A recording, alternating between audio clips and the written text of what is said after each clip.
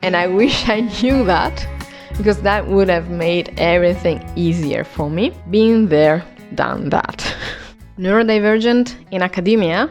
Here are my top neurodivergent-friendly tips for your academic success. When I got into academia, I had no idea I was neurodivergent myself, but I had still figured out that I needed something different to help me get through all classes and especially through all the study sessions. Number 1, break tasks into smaller steps.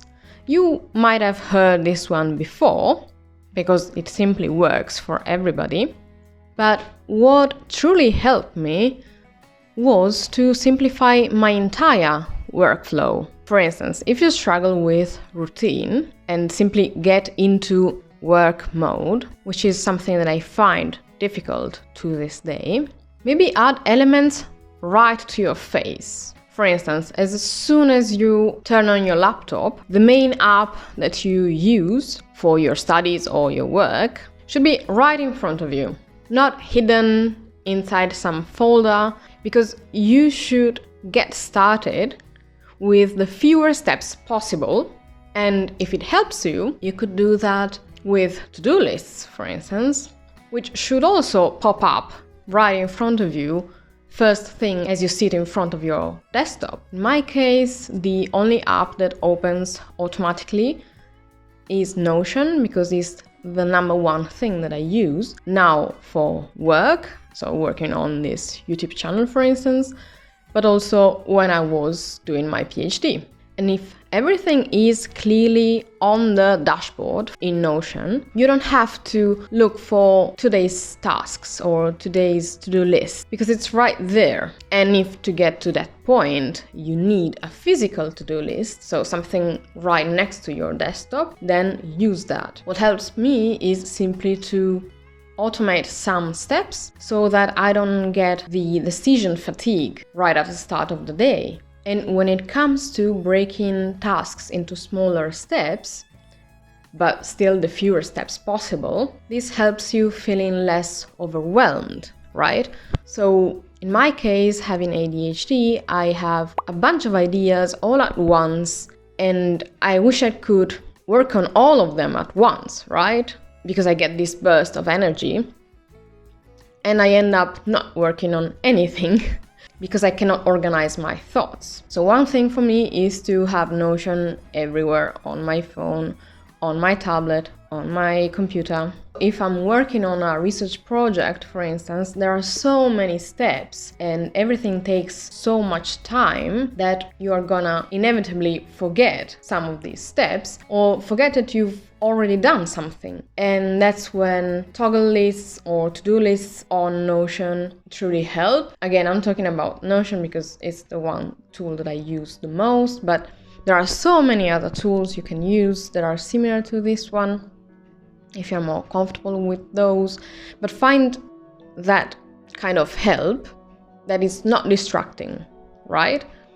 And that gives you precise and easy to follow steps. Number 2, use visual aids and mind maps. When I was attending uni for my master's degree, I started implementing a certain workflow that included mind maps for every single class, every single lecture. What I mean is that during the class I would take notes because doing something manual is fundamental for me, otherwise I cannot follow.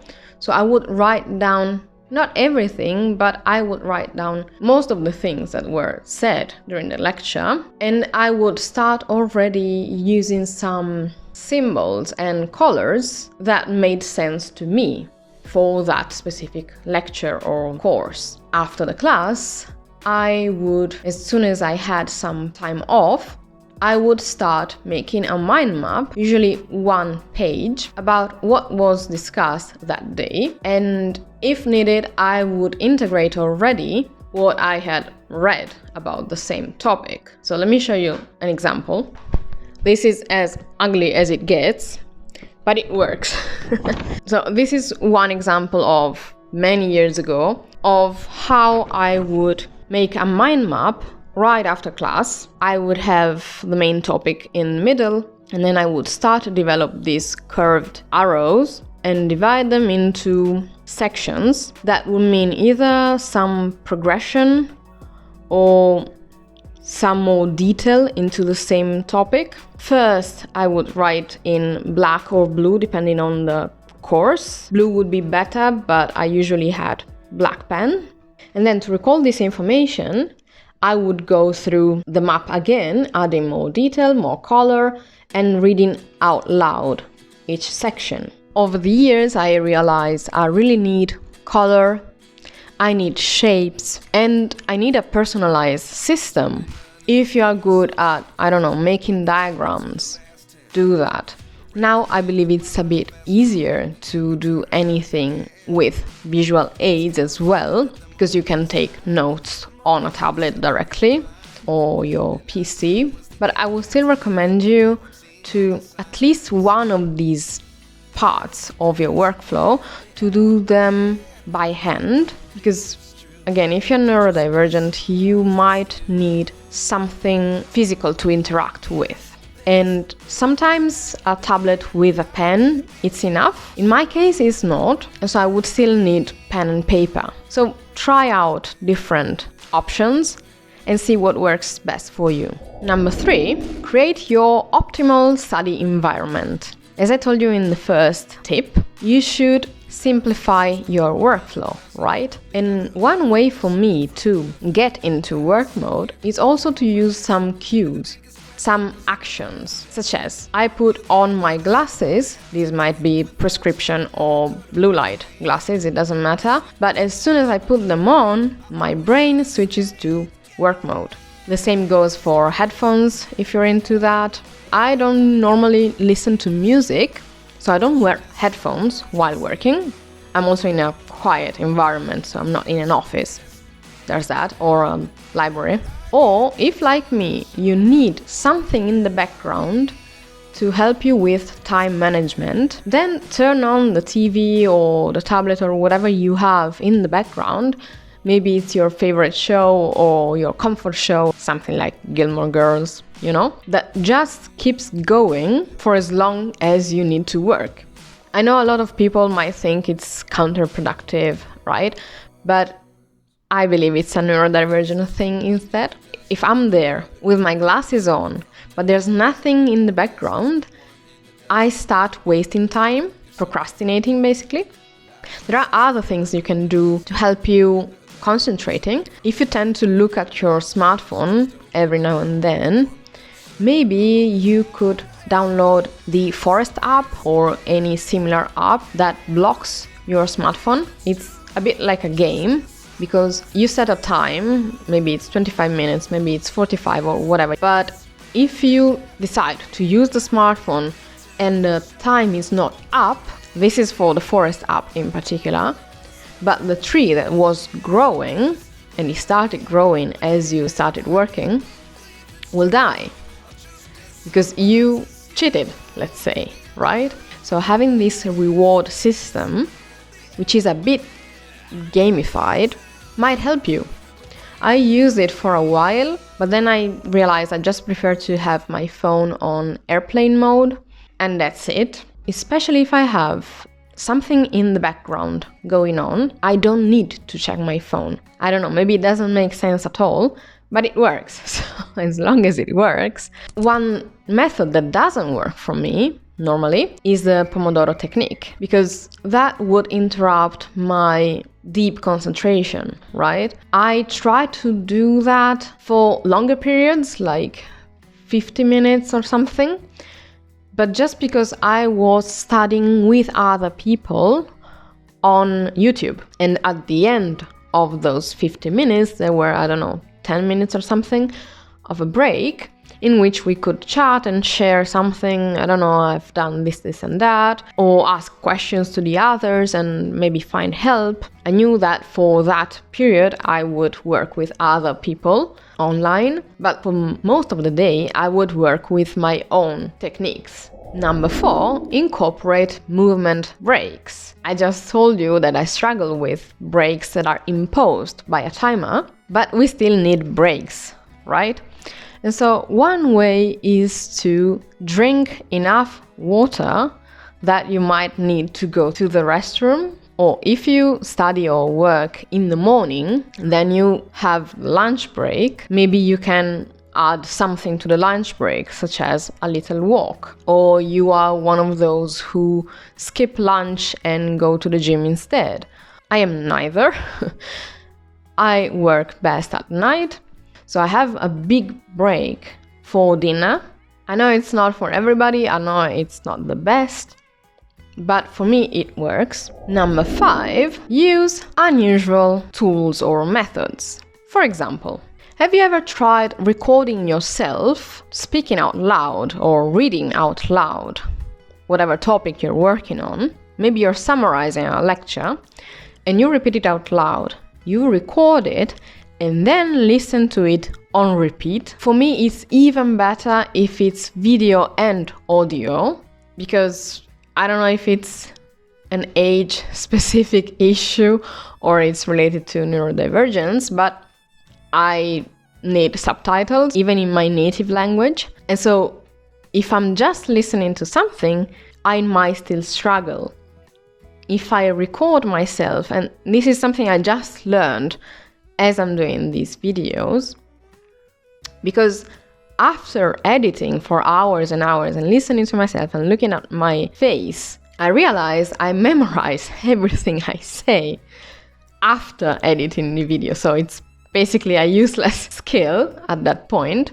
But I realized that I memorize it easily. And this is something I had no idea when I was in uni, and I wish I knew that, because that would have made everything easier for me. But this is one thing. So you might use audio to help you. So recordings of yourself, but also listening to the papers that you're supposed to read. Or maybe you can just add a chapter or some pages of a certain book that you're reading to a software that helps you listening to papers. So a text-to-speech software. There are some free ones, and the voices are not as pleasant because they are AI basically, but it might still be better than spending hours and hours trying to read that paper and not understanding a thing. Been there, done that. And if that paper or that book is truly difficult for you to follow, despite listening to it, you might try to add a manual task. This is something that I've done a couple of years ago and it worked beautifully, which was to make a puzzle.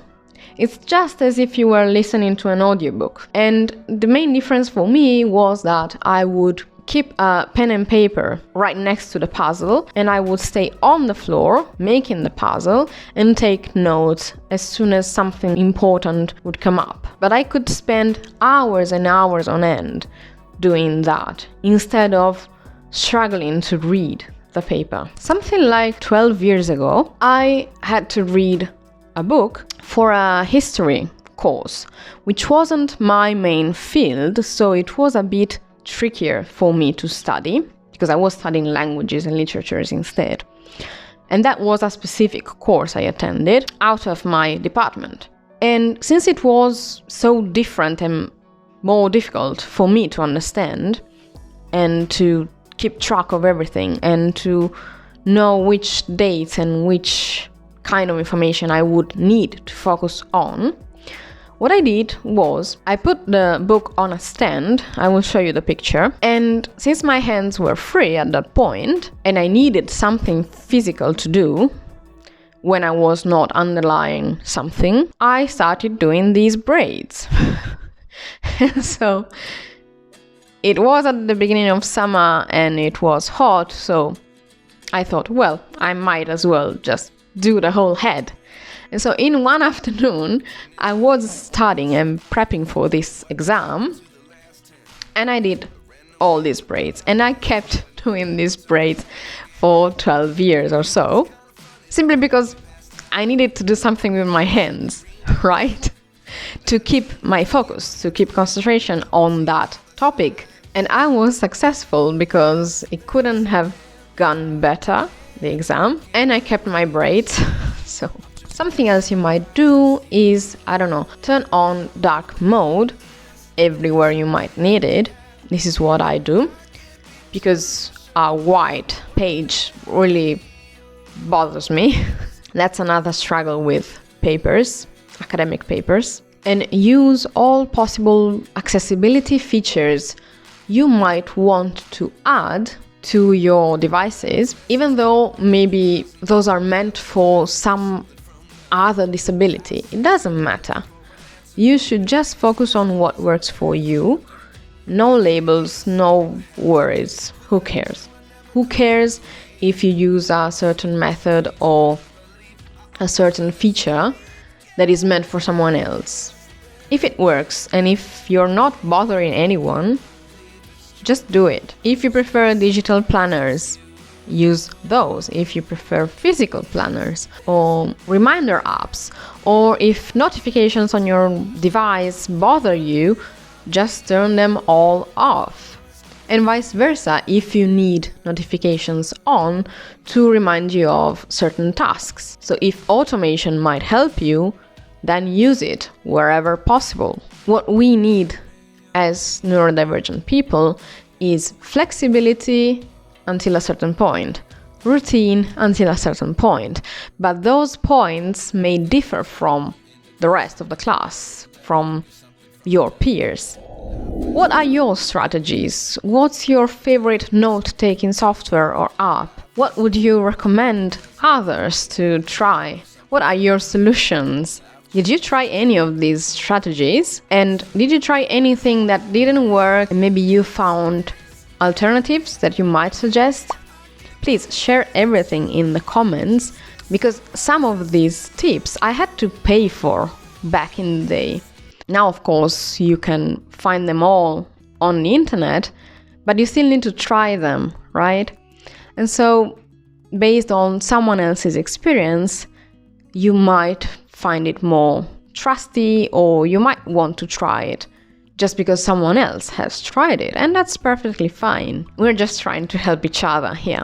If you found this useful, please share it with neurodivergent people that you might know. Subscribe, like, comment. All these little acts help me a lot. Thank you so much for watching, and I will see you in the next one.